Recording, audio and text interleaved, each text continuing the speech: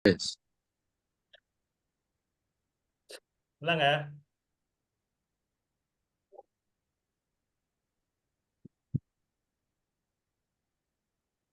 Assalamualaikum warahmatullahi wabarakatuh.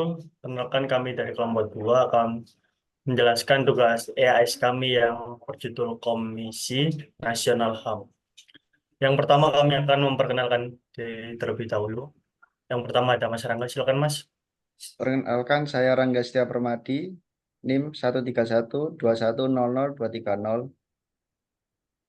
Yang kedua ada Mas Haris, silakan Mas. Perkenalkan, nama saya Muhammad Aris Asgabi dengan NIM 131230016.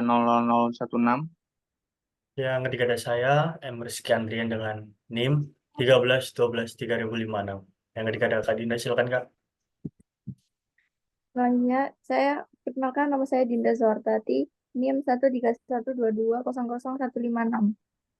Yang ke selanjutnya ada Mas Jalu, silakan Mas. Perkenalkan, nama saya Jalu Suprasetyo dengan NIM 131220034. Yang terakhir ada Kak Yugo, silakan Kak. Perkenalkan, nama saya Yuka Laudia P dengan NIM 13123000260. Oke, yang pertama silakan Pandu untuk menjelaskan apa itu Komnas HAM. Komnas HAM Republik Indonesia, Komisi Nasional Hak Asasi Manusia yang selanjutnya disebut Komnas HAM, adalah lembaga mandiri yang kedudukannya setingkat dengan lembaga negara lainnya yang berfungsi melaksanakan pengkajian, penelitian, penyuluhan, pemantauan, dan mediasi hak asasi manusia. Dasar Hukum Komnas HAM. 1. Pasal 27 ayat 2, Pasal 28, Pasal 28A sampai dengan Pasal 28J, serta Pasal 30 ayat 1 dan ayat 2 Undang-Undang Dasar Negara Republik Indonesia tahun 1945. Pasal-pasal tersebut menegaskan tentang hak asasi manusia serta kewajibannya yang sesuai dengan nilai-nilai Pancasila, hak untuk pekerjaan dan penghidupan yang layak, kebebasan berserikat, dan menyatakan pendapat hingga memiliki hak yang sama di hadapan hukum. Hal ini mencerminkan prinsip-prinsip dasar dari sistem pemerintahan demokratis yang berakar pada Pancasila seperti kedaulatan rakyat, keadilan sosial, persatuan Indonesia, kerakyatan yang dipimpin oleh hikmat kebijaksanaan dalam permusyawaratan perwakilan, dan kesejahteraan sosial. Selanjutnya silakan. Selanjutnya boleh dibantu menjelaskan, Saudara Aris. Untuk poin kedua, ketetapan MPR RI nomor XV II garing MPR garing 1998 tentang hak asasi manusia.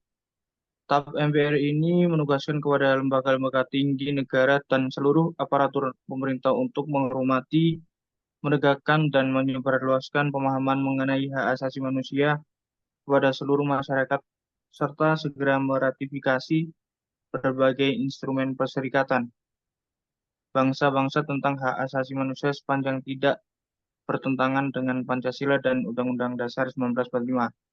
Untuk melaksanakan amanat ketetapan MPR RI nomor XVII garing MPR garing 1998 tentang hak asasi manusia tersebut telah dibentuk Undang-Undang Nomor 39 Tahun 1999 tentang hak asasi manusia.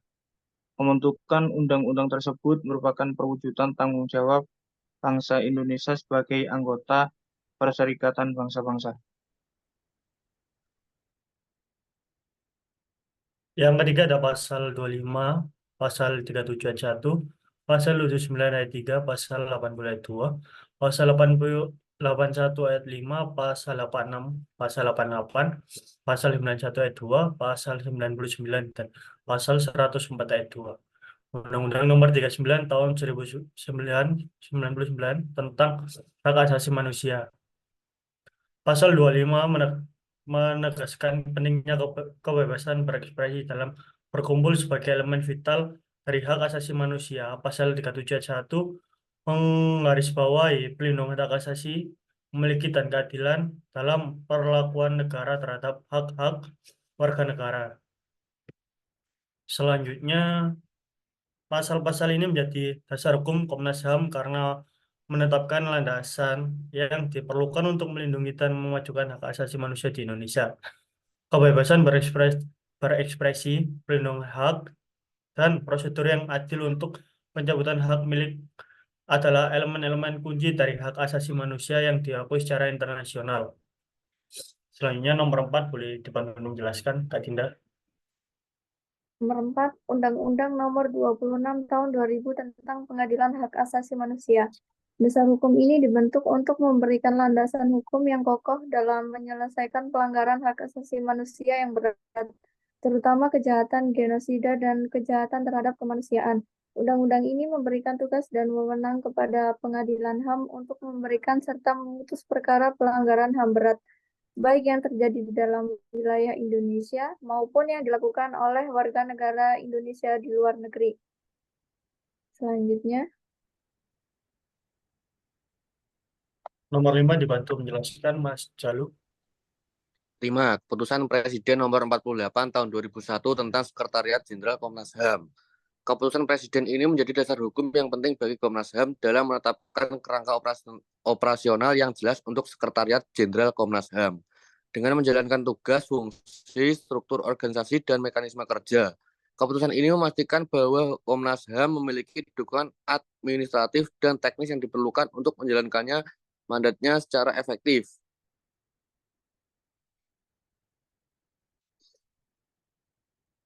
Keputusan yang ditetapkan memungkinkan Komnas HAM untuk beroperasi secara efisien dan koheren, menjalin kerjasama yang efektif dengan berbagai instansi dan lembaga yang memastikan bahwa semua kegiatan administrasi, teknis, dan operasional HAM berjalan dengan lancar.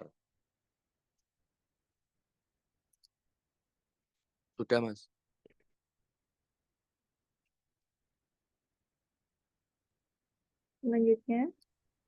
selanjutnya.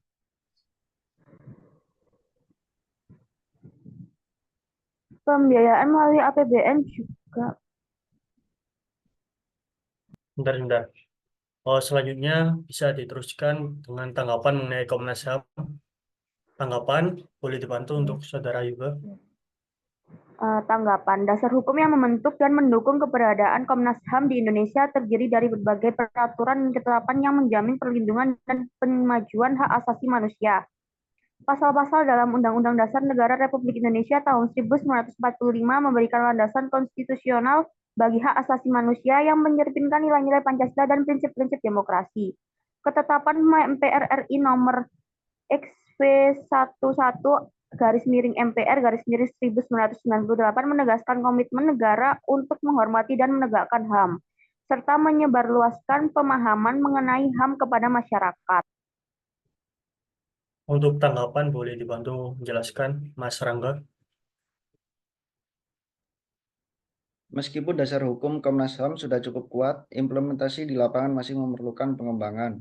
Penegakan hukum yang konsisten dan tidak tebang pilih sangat penting untuk meningkatkan kepercayaan publik terhadap lembaga Komnas HAM. Komnas HAM memerlukan peningkatan kapasitas dalam hal sumber daya manusia, keuangan, dan infrastruktur untuk menangani berbagai kasus HAM secara efektif.